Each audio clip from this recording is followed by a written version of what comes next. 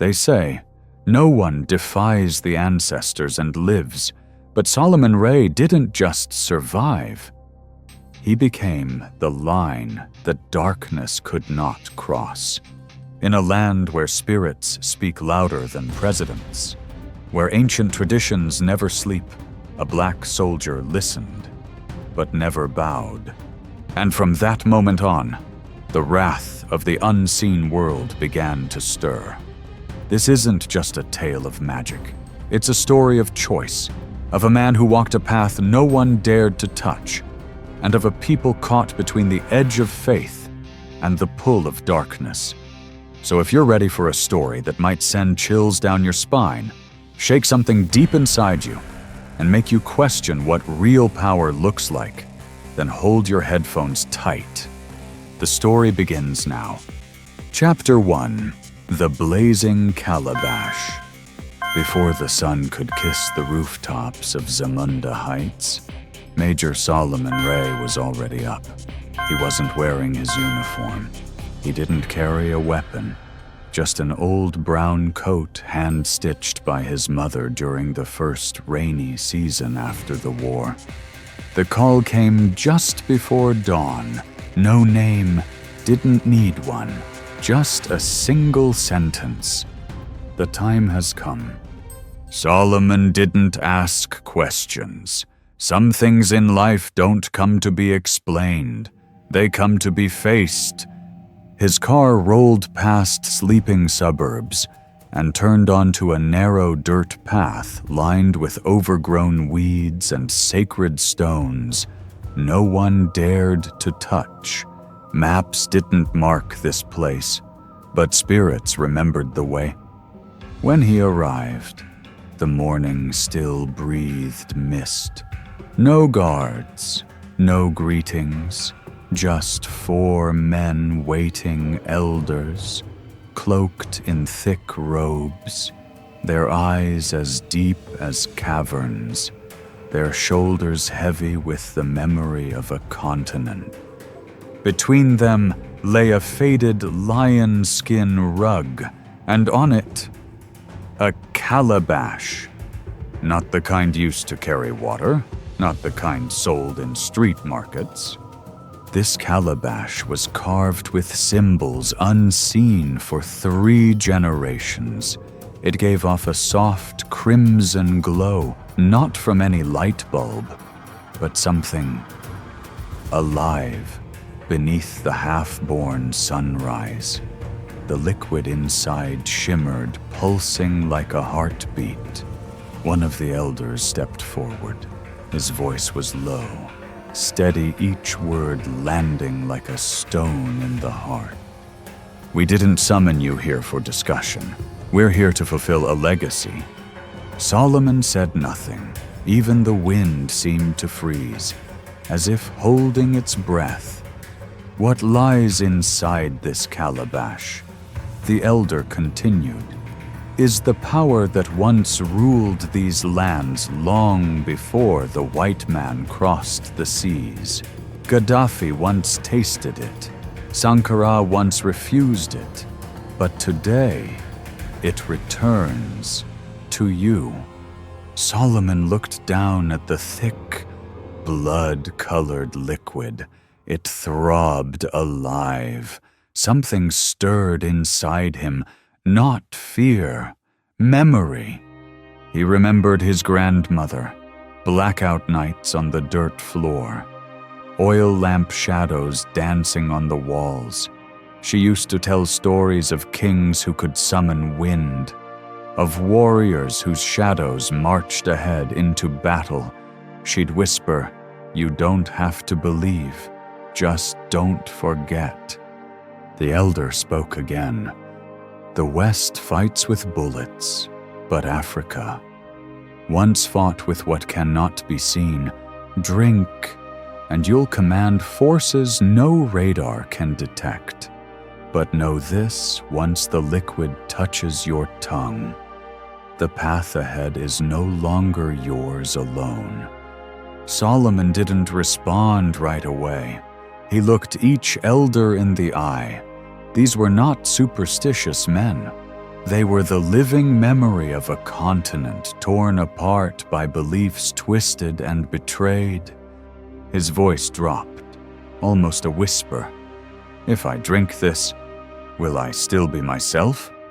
One of the elders smiled, not out of pleasure, but like he'd heard an ancient question return from the grave. "Yes, but you'll become a version of yourself you've never met." The air thickened, and then the wind returned soft, like the ancestors exhaling. Solomon knelt down. He placed his hand on the calabash. In that instant, the world went still. Even the birds stopped singing. He stood. He didn't drink. He said, "Power that claims to come from truth is the oldest trap ever set. If the ancestors truly want me to lead with this force, let them speak to me directly, not through fear, not through pressure, through clarity." He placed the calabash back at the center. One of the elders gave a slight nod, his eyes glinting with something unnamed. "You have passed the first trial."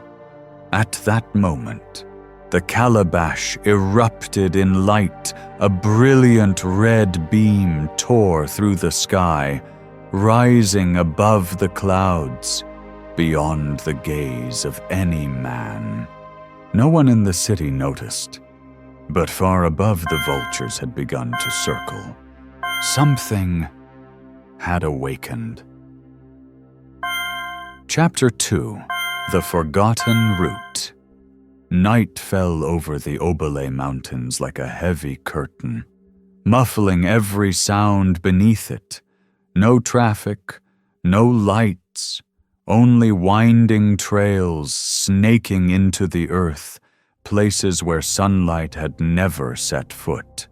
There, tucked inside the belly of a silent hill, was Hollow Root, a secret shrine carved deep into stone from a time before history had a name. No cameras, no satellites could trace it. Only flame burning blue like a soul's glow lit the faces of those who had lived through more centuries than any constitution ever written. 12 figures sat in a circle. No one spoke. They didn't have to. The news had reached them. Solomon Ray, a man born of earth and war, had refused the calabash. The first to speak was a man with hair white as salt and skin wrinkled like dried bark. Elder Jonah Hallow, known as the Last One, who still dreams of Sankara. "He didn't drink," Jonah said, his voice deep as a drumbeat, not out of pride, but because he understands. Another figure shook his head. "Understanding is not enough." He turned down a gift meant not just for him, but for the entire continent. The youngest among them was a woman whose eyes burned like desert sand, Zara Nomi, High Priestess of the North. Her voice was soft, but sharp as iron. "He's a soldier, a man of reason. He won't bow to ritual unless he sees a purpose greater than power itself." Jonah closed his eyes. "Then we must call him, in a way the soul cannot refuse." He stood, in his hand, a black stone, a stone found only in the Valley of the Ancestors, long forgotten after the final invasion. He dropped it into a wide clay bowl placed at the center of the circle. Inside was river water from the sacred stream, clear as crystal, but always moving, as if breathing. One by one, they stepped forward. Each elder brought an offering: a lion's tooth, a strip of ash-stained cloth from the robe of a king burned alive, a spirit conch used to summon the ancestors, a fragment of a forbidden manuscript, written in Nancy Bedi, the banned tongue of resistance. And finally, Zara stepped forward, dropping in a golden pin carved with the third eye. The water in the bowl began to swirl. No one stirred it. No wind passed. Yet it moved, as if a whisper had entered the room. Jonah raised his voice, but not in chants. He spoke in vibrations, a sound not meant for ears, but for the bones of the earth. The summoning began. Far away, inside the presidential compound in Zamunda Heights, Major Solomon Ray sat alone in his office. In front of him, military maps, briefing papers on the border attacks. Everything looked under control, until the glass of water on his desk cracked. No one touched it. No tremor, no breeze. A thin fracture like a red thread ran from rim to base. Solomon looked around. No one else noticed, but he felt it a chill crawling up his spine. Then a voice, not from the walls, not through his ears, but from inside his bones. They're calling you, Solomon, not through pressure, through invitation. Come to the place where stone remembers how to speak, and the dust remembers its name. He stood slowly. A guard moved toward him. "Sir," Solomon answered quietly. "Get the car. No escort. I need to meet someone." Back in the heart of Hollow Root, the swirling stopped. Zara opened her eyes. "He's heard," she said. Jonah nodded. "Then prepare. His decision won't just change a man, it'll shift the fate of us all." Chapter 3: Whispers in the Smoke. The stone door opened with the weight of a war drum, slow, heavy, and laced with warning. No one greeted Solomon Ray as he stepped inside.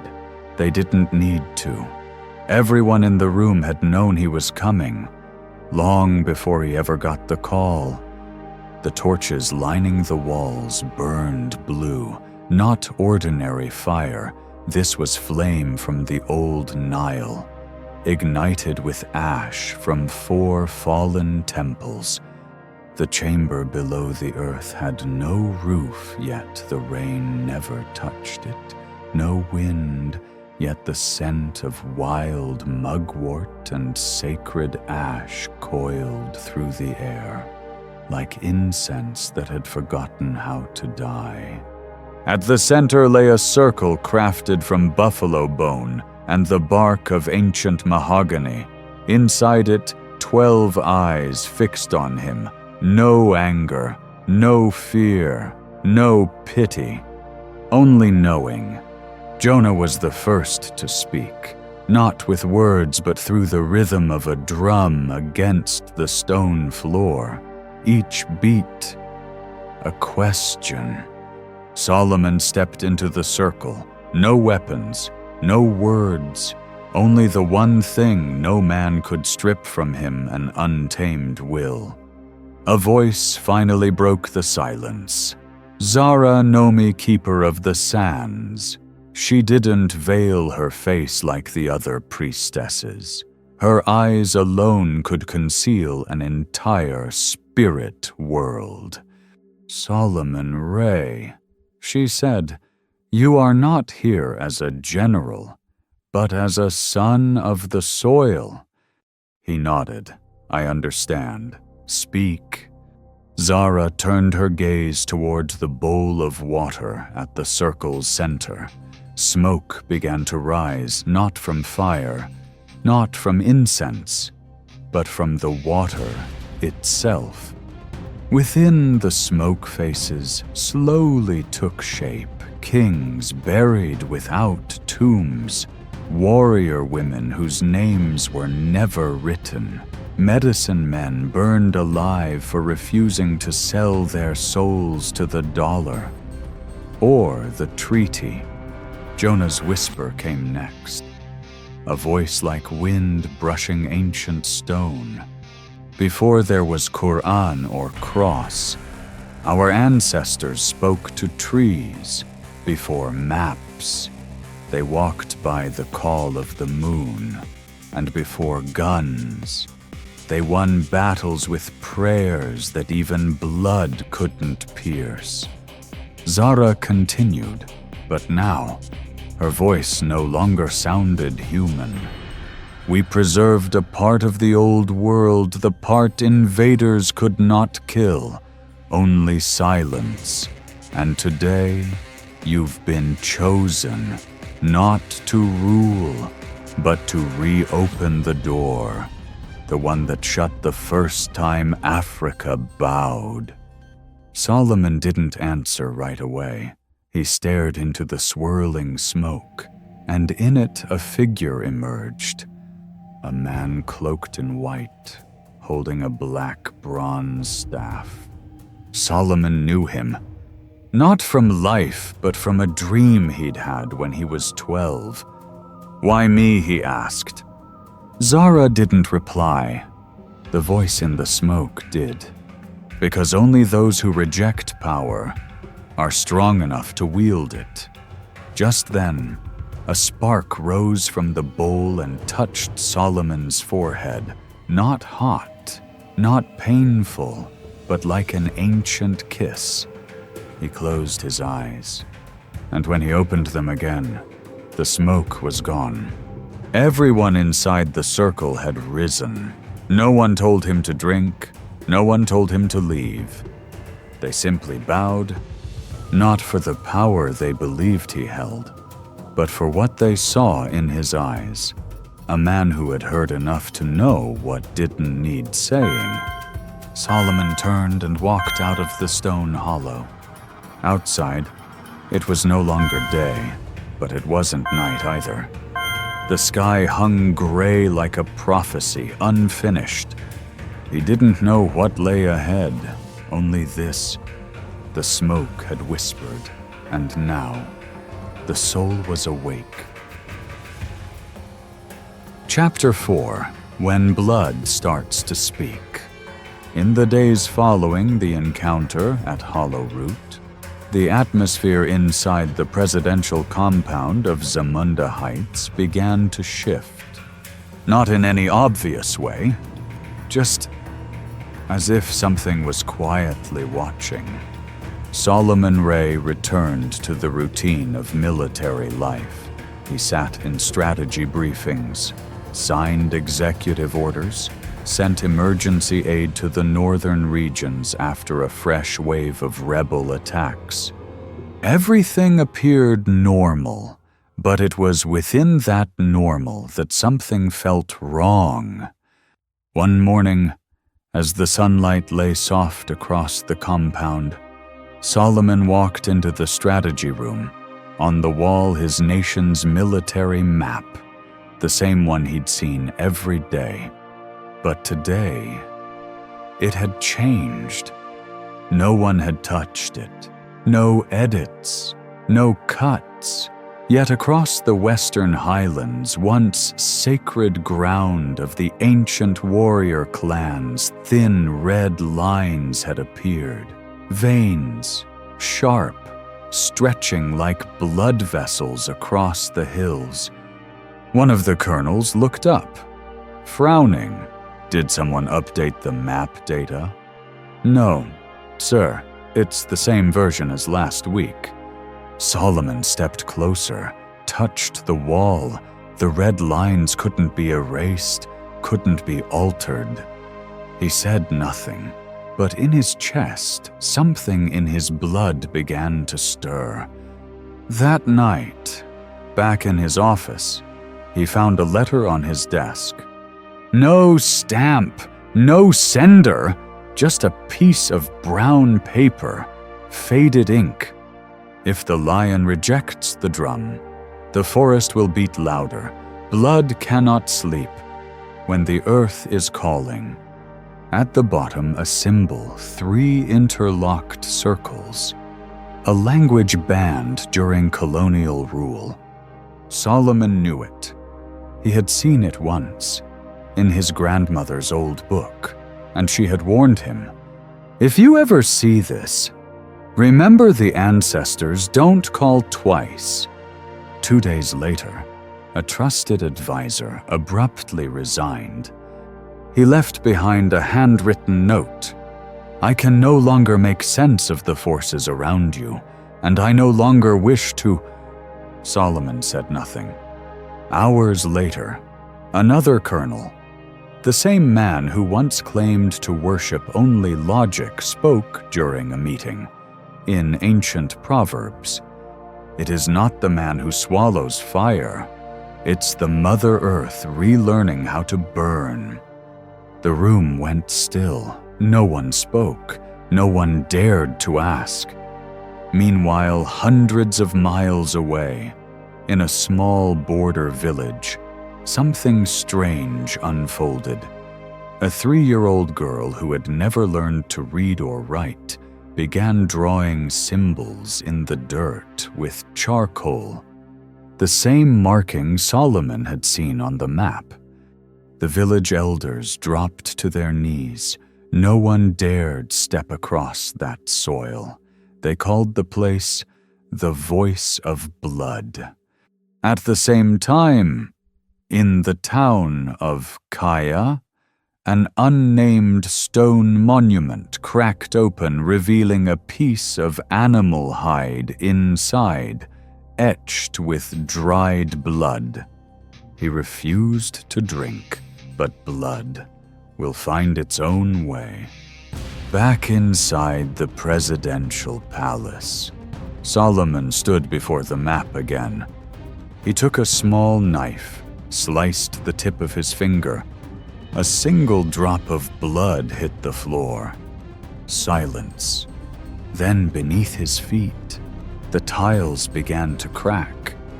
The fractures spread into the shape of a hawk. The same symbol he had once seen in a dream at the age of 12. No one stood beside him. No one witnessed it. Only him, and the earth had begun to speak in blood. Chapter 5. The Man Who Wore No Face. That night, there was no moon, just a thick layer of cloud, rolling across the sky like the breath of something hidden, outside the presidential compound of Zamunda Heights. The wind did not blow, yet the trees swayed, as if an invisible force was passing by, leaving no sound behind. Inside, Major Solomon Ray sat alone. His office was dimly lit by the soft hum of the overhead lamp. He was writing in a small leather journal, an old habit from his soldier days, not to record orders, but to hold truths that could never be spoken aloud. At exactly 3 Ozro Fum, the light flickered once, then went dark. No power outage, no circuit blown. Just the light refusing to stay. Solomon rose. He reached for his sidearm, but his hand wouldn't move. Not paralyzed, not in pain, simply held still by the air itself. Then a sound, soft, like bare feet pressing into carpet.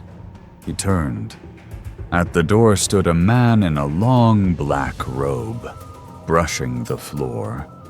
On his face, a wooden mask, carved from the root of a tree that had died 400 years ago. No eyes, no mouth, just 3 narrow slits like drops of blood, rising upward. Solomon didn't speak. The chill around him now wasn't from the wind. It was the memory of the dead, those buried without names. The masked man raised his hand. In it, an ancient dagger. Its blade shimmered purple, like a cursed moon.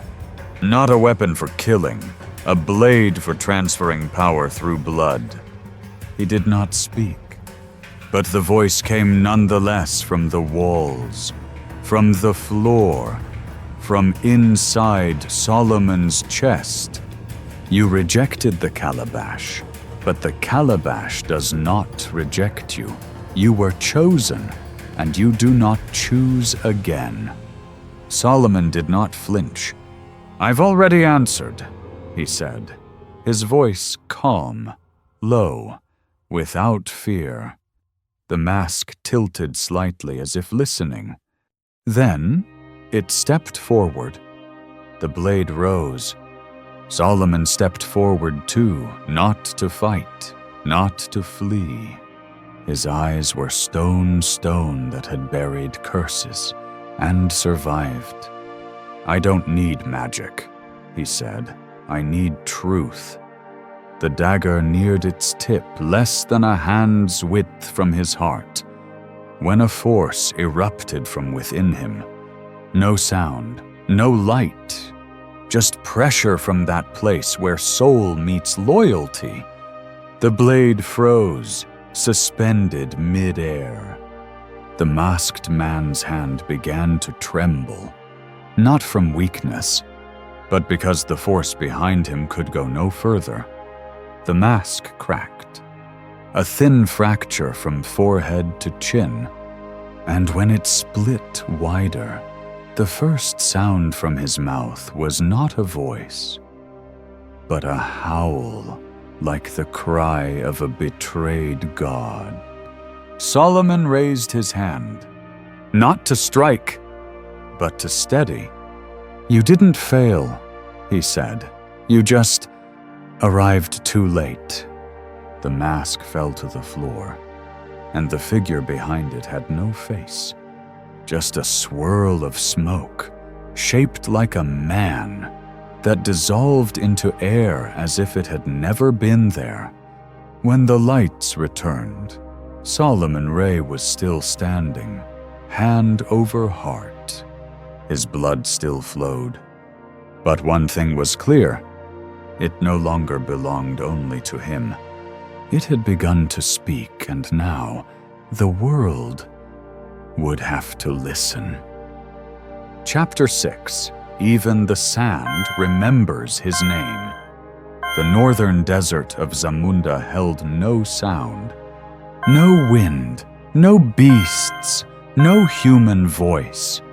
Only sand grain by grain straining to hold on to whispers the world had tried so hard to bury. They say a city once stood there wiped from every map after a 77-day spiritual rebellion. No one remembers the city's name.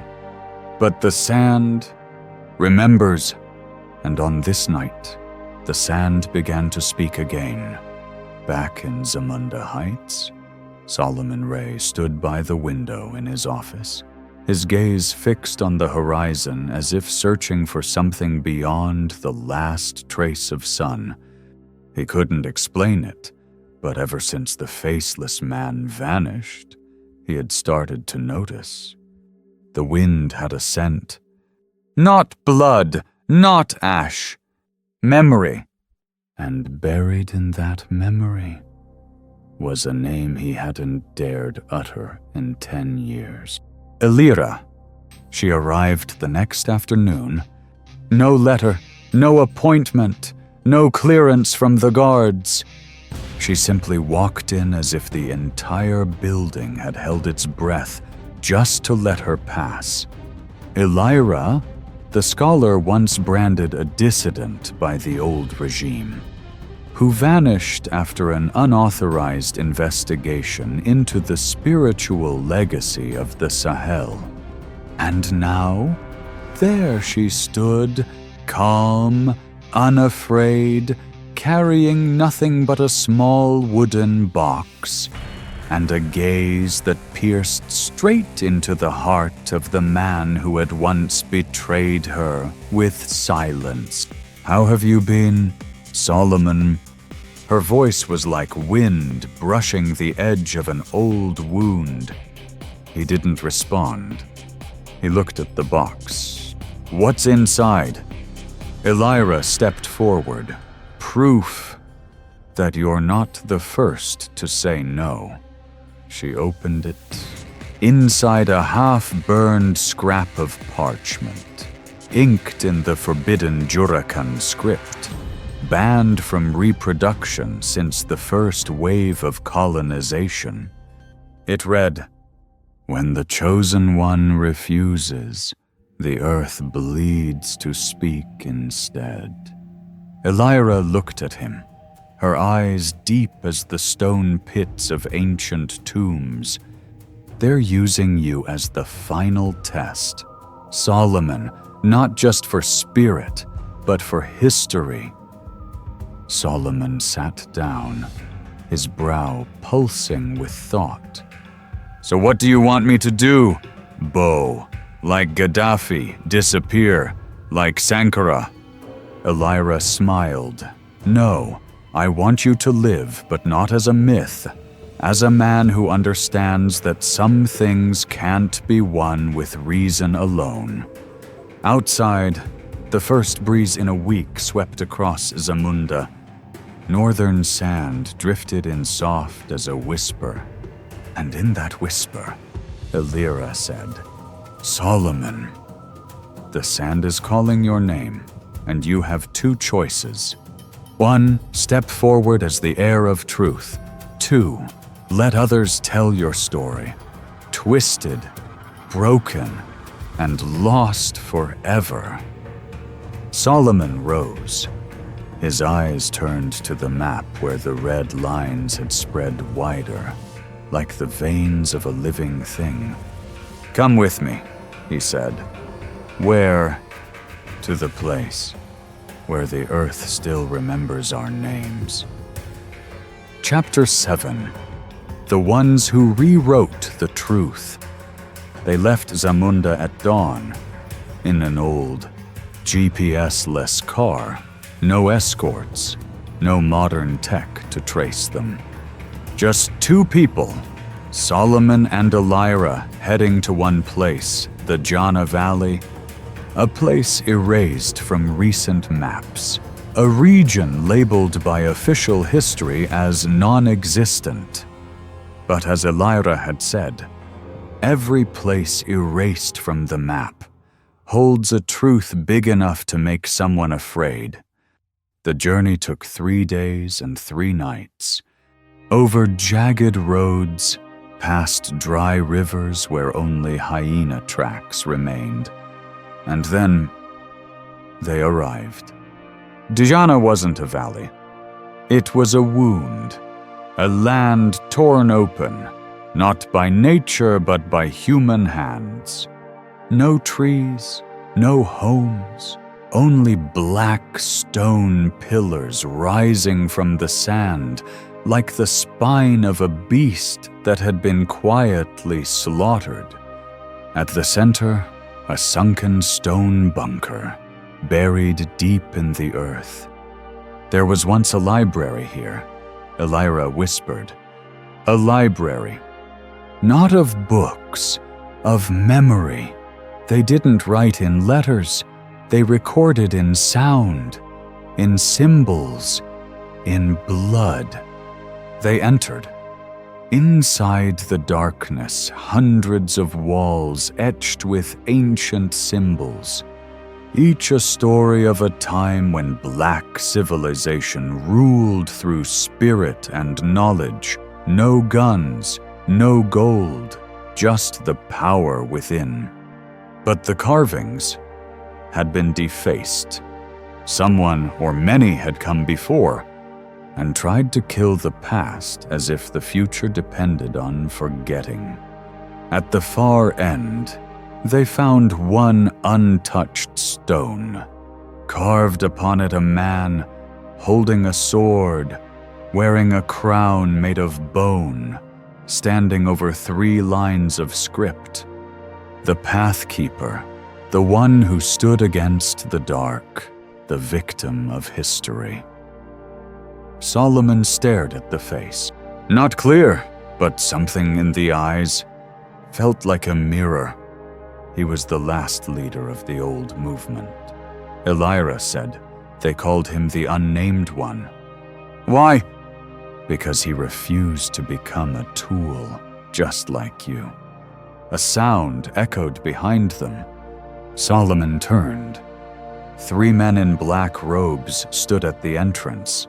No words, no names. Each held a scorched, tattered manuscript. One stepped forward, placing the scroll on the stone table between them. You shouldn't be here, Major Ray, he said, voice low like midnight wind. Why not? Because the truth in this place is not meant to survive. Elira stepped between them. He has the right to know. The man shook his head.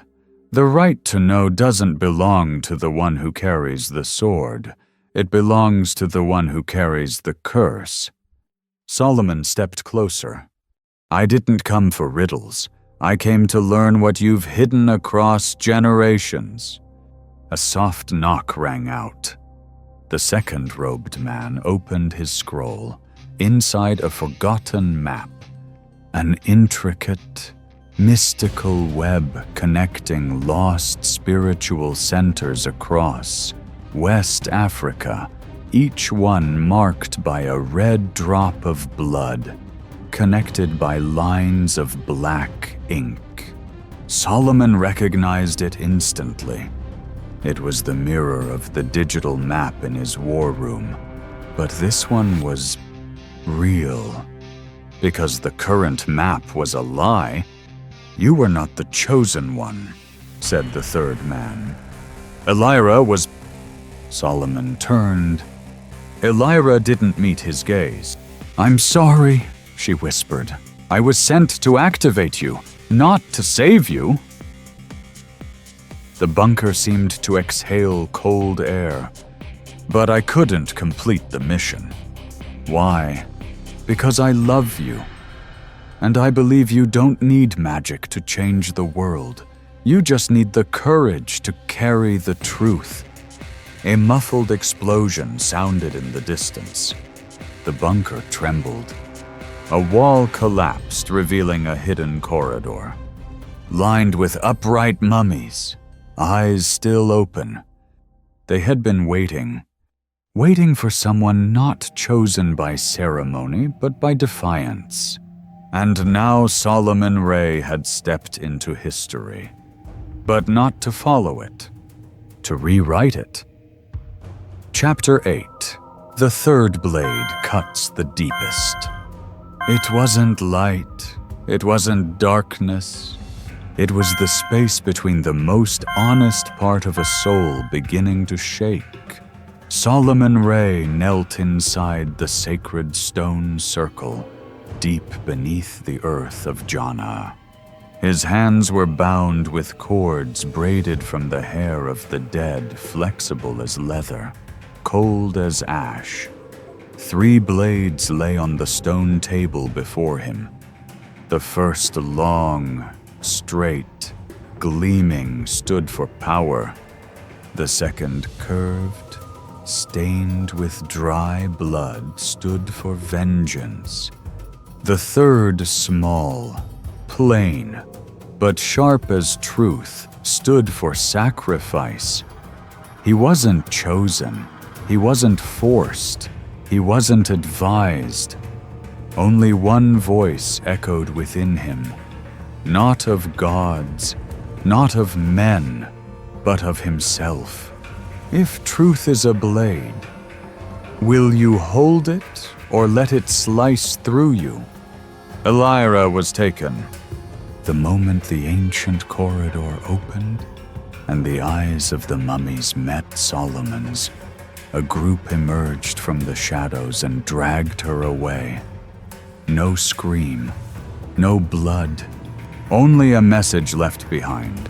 If you want her to live, choose the third blade. Solomon had been unshakable.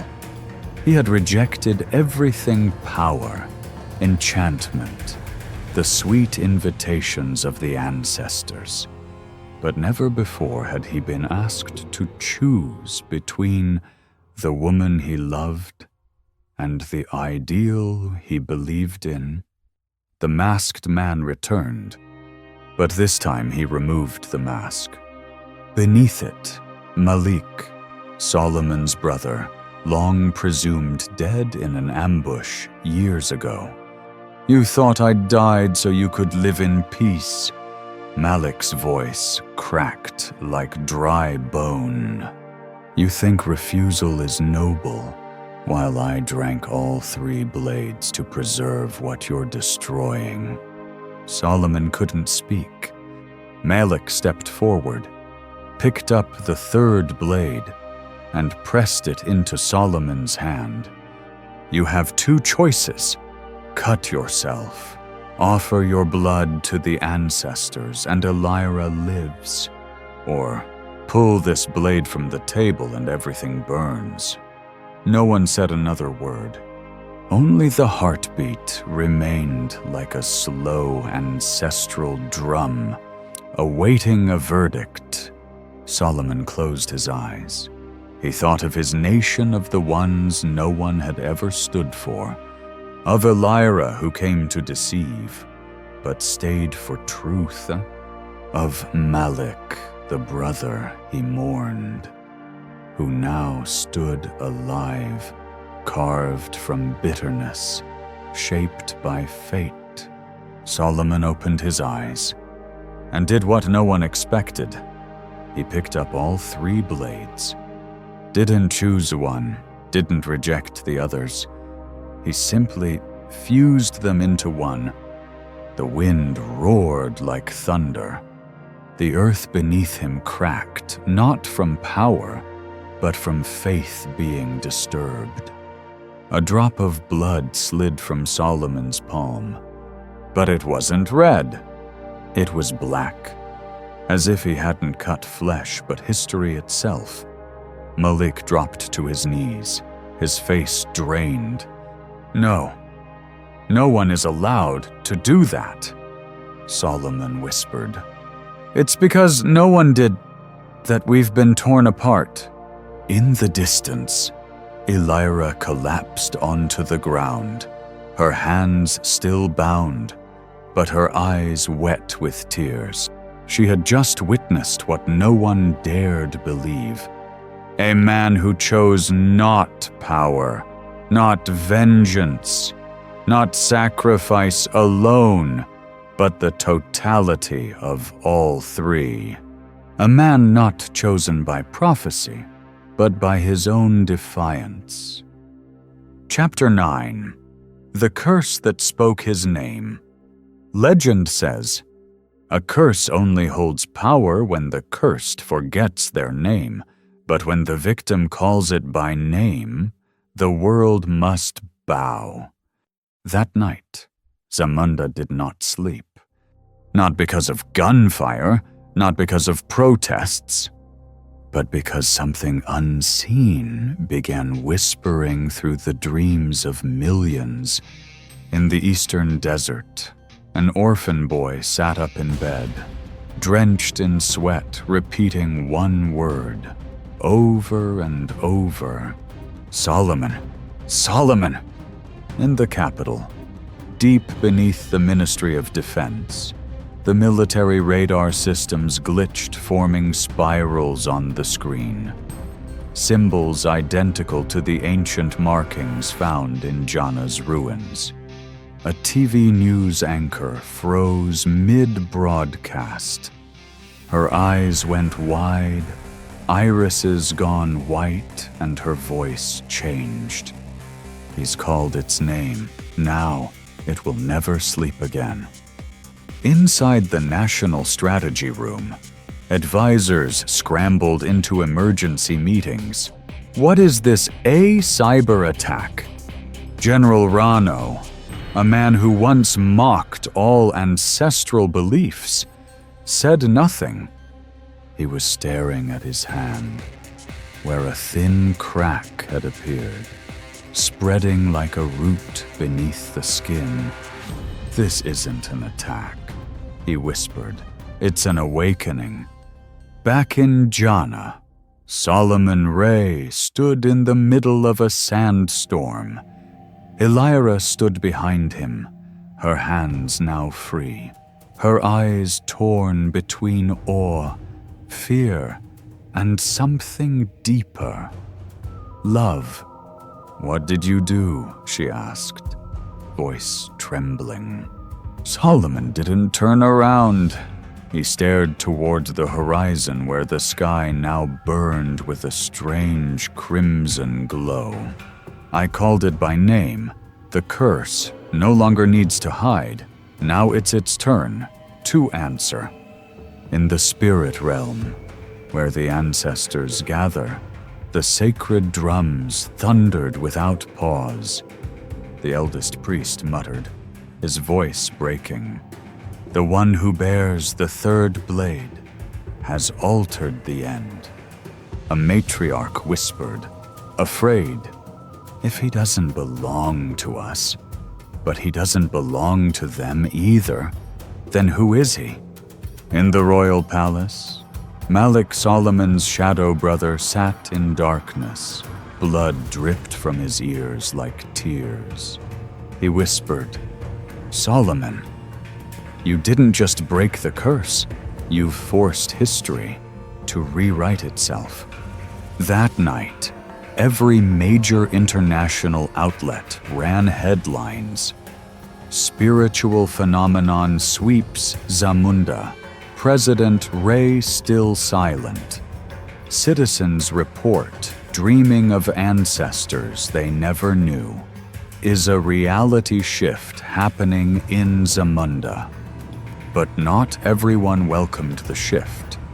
In an old chapel on the outskirts, a bishop knelt before the crucifix.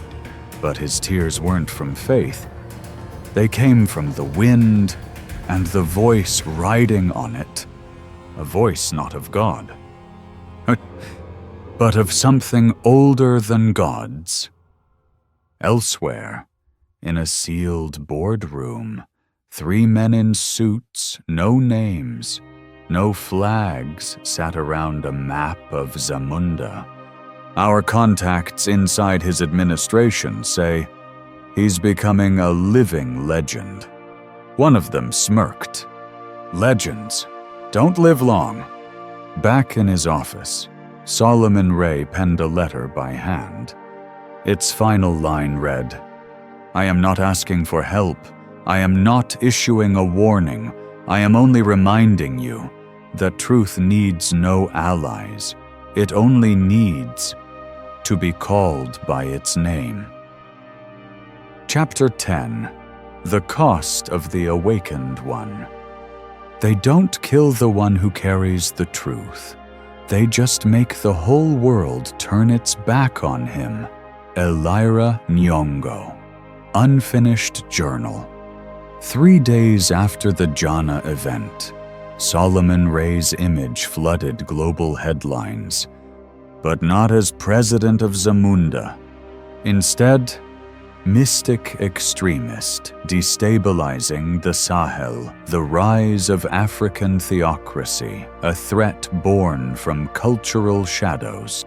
Western media didn't need proof, only a story strange enough and frightening enough to justify intervention.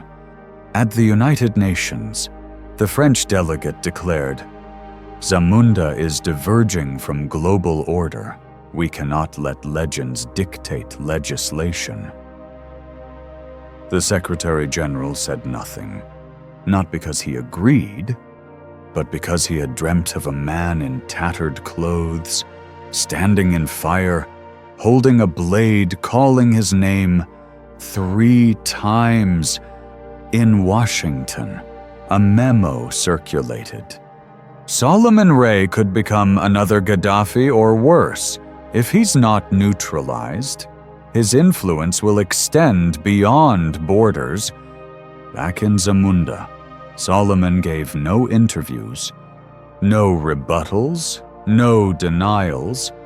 Instead, he convened a private assembly, elders, scholars, spiritual leaders, farmers, unemployed youth, even his fiercest critics. In a circular earthen chamber, there were no thrones, only one question. If we don't rewrite the definition of leadership, then who's writing our future? A boy stepped forward. 10 years old, barefoot, orphaned by border wars. He asked, "Sir, if they kill you like Gaddafi, who will tell the ending of the story?" Silence. Only Elira wept. Solomon knelt and handed the boy 3 small clay blades. "If I disappear one day, keep these, one to tell what's true, one to defend what's true, and one to never forget why they hated what's true." The next morning, a peacekeeping drill was declared along Zamunda's border. Official name, Operation Stability Dawn. But the people knew better. It was a warning, delivered by stealth bombers, signed with oil and blood. In Jana, Malik returned to the stone chamber. No longer angry, he simply placed a note on the altar. "You won, but the world doesn't like those who win." And a drop of blood fell into the sand. That night, someone saw Elira step onto the balcony of the presidential palace. She said nothing. She lit a single candle, placed it in front of an unfinished statue, a figure of Solomon Ray, gazing westward, not in hope of aid, but to remind the world. Zamunda once had a man who refused to bow. At CIA headquarters, the day's final report read, "Solomon Ray is still alive, but his existence poses a threat greater than any weapon because he's done the most dangerous thing imaginable." He made the poor believe they deserve the truth. Chapter 11, When the Heart Becomes a Weapon. Nothing terrifies power more than a man who loves his people more than he loves his life. Final words of a Western agent withdrawn from Zamunda. They once believed Solomon Ray would break under political pressure. They thought he'd either settle into silent safety or die a hero's death. But what they didn't expect was that he would live and be more dangerous than ever. After his speech at Freedom Square, where he declared, "I don't need your trust. I just need you to trust yourselves. I won't promise to save this country. I only promise to never stop loving it even if it turns its back on me." The world realized Zamunda's new power didn't come from its military. It came from its people's hearts. In the north, once under terrorist rule, mothers carried their children to the fields, singing through tears. If he's not afraid to die, then we are no longer afraid to live. In the capital, students painted murals across the city. One showed an armored heart, sitting in a trench. Underneath, you can't shoot a heart that's already broken for its people. Washington, Paris, Brussels, emergency sessions echoed across continents. A classified intelligence memo circled among covert agencies. Ray has become a global symbol. His greatest threat lies not in weapons, but in unconditional love. A UN special envoy, after visiting Zamunda, wept during her report. "I've never seen a nation so poor, rise every morning with such fire in their eyes. Ray isn't a leader. He's a prayer with a body. In a hidden bunker beneath the presidential palace, a war council convened. Solomon Ray walked in no guards, no weapons. A senior general shouted, "They'll bomb us plant spies. What will you fight with love?" Solomon stood and pulled a letter from his coat. He read aloud, "I am a soldier with no armor, a lover who doesn't need to be loved back, a leader who demands no followers. I don't need people behind me. I just need them to stand for each other." That night, 10 regional governors resigned their salaries and privileges, vowing to live with the people, eat with the people, and, if needed, die with them. Across Africa, a wave surged across social media. New hashtags trended globally.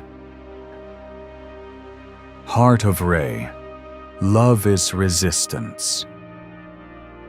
Zamunda is not alone, but love comes with a price. On the 11th day after the historic speech, a bomb exploded in Banjugu's central market. 32 dead. Western media called it the consequence of blind faith. Solomon Ray did not declare national mourning. Instead, he visited every home of the dead. At each door, he knelt, held the hands of the grieving, and whispered, "If their blood is the price of truth, I will carry this wound for the rest of my life." At Hospital Jour 3, Elira, now the voice of the people, stood before foreign press, her eyes still red. "They say love can't hold a nation together, but I ask you, try it. See if any bomb can break a heart." In the final scene, in an unnamed field, Solomon Ray sat alone. No soldiers, no speeches, no screens. Only a handwritten letter from his mother, who died when he was 8. The paper was torn, faded, but the message was clear. "Solomon, never try to be the strongest. Be the most loving, because love is the only weapon no power on earth can defend against." Chapter 12. The day the sun rose without a miracle. A nation is only truly grown when it dares to wake up without waiting for a miracle, just with the faith that the sun still rises. Solomon Ray. On the eve of the historical referendum. 6 months after the day a heart became a weapon, Zamunda stood at a crossroads the world had never seen. The world had drawn its line. If Zamunda wanted the embargo lifted, foreign aid restored, and investment reopened, it had to dismantle its spiritual statehood, remove its current government, and hand power to an international oversight board. In short, we will help you live if you give up how you choose to live. Solomon Ray did not oppose it. He simply said, "This isn't my decision to make. It belongs to every citizen of Zamunda." A national referendum was announced, the first of its kind in post-colonial African history. Not to vote for a party, but to vote for a soul. At Enlightenment Avenue, once a slum, now the heart of cultural rebirth, Solomon spoke. "Today, I don't ask for patriotism. I ask for self-respect. Because if we need permission to live, then that's not life. That's a golden cage." The opposition, led by Malik, countered. "Zamunda cannot survive on symbols. We need electricity, water, medicine, and the reality is the world won't wait for one man's dream. Behind closed doors, diplomats from 3 continents warned, if this vote fails, Zamunda will be punished like a rogue state. If it succeeds, it will be exiled like a taboo. One quiet evening, Elira, once a doctor, now minister of culture, asked Solomon, if the people choose to accept the conditions, will you step down? Solomon shook his head. No, I'll stand beside them even if they don't choose the dream I carried, because true love never imposes, not even freedom. On voting day, it didn't rain, nor did the sun shine. Only a soft wind and a silence heavy with dignity. From remote villages to crowded cities, citizens lined up like roots spreading beneath the soil. A foreign reporter asked an old woman, "Do you really believe your vote can change anything?" She smiled. "I don't vote to change the world. I vote so the world knows I was once allowed to choose." The results were announced the next evening at sunset. 4% of Zamundans rejected the foreign terms. There was no cheering, no fireworks, just millions of people standing in quiet solidarity, hand in hand, not celebrating victory, but embracing responsibility. That night, inside the presidential residence, Solomon Ray wrote a letter to the nation. Tomorrow, there will be no new funding, no oil contracts, no IMF check, but we will wake under a sunrise that belongs to us, and if we must go hungry, let us starve in freedom. If we must feel cold, let it not be beneath control, because today, the sun rose not by miracle, but because we opened our eyes. Meanwhile, in New York, a corporate executive stared at the breaking news. Zamunda rejects aid. Ray declares full sovereignty. He squinted. So, he really chose to die on his feet. His assistant asked, "What do we do now?" "Sir, we don't have to kill him. We just have to prove that belief. Can't feed a nation." But Zamunda had already begun to plant. In rural villages, farmers revived ancient irrigation techniques. In cities, youth built micro-factories, harvesting wind energy. In schools, children were taught 3 languages, their mother tongue, a global language, and the language of self-respect. In the closing scene, Elira steps onto the balcony, watching Solomon in the garden, gently leaning on a cane, watering plants. She asks softly, "Aren't you tired?" He doesn't turn. He simply says, "I'm not watering the plants. I'm showing the sun that we're ready." Chapter 13. The Testament of a Man Who Needed No Myth. Don't build statues of me. Don't name schools after me. If you still rise when the world tries to break you, if you still choose honesty when surrounded by lies, then I'm still alive, even if no one remembers my name. Solomon Ray. Final entry in an unsigned journal. 1 month after the historic referendum, Zamunda had not received a single coin of foreign aid. Instead, came a wave of silent sabotage. Fires broke out in every national grain reserve simultaneously. Satellite signals jammed. Local media scrambled. 12 regional mayors vanished. No explanation. In the shadows, a coup began. Funded by men who wanted no land, only leverage, led by a former Zamundan general who once knelt before Solomon Ray. His name Kobadanal. On the 18th night, gunfire erupted across the northern districts of the capital.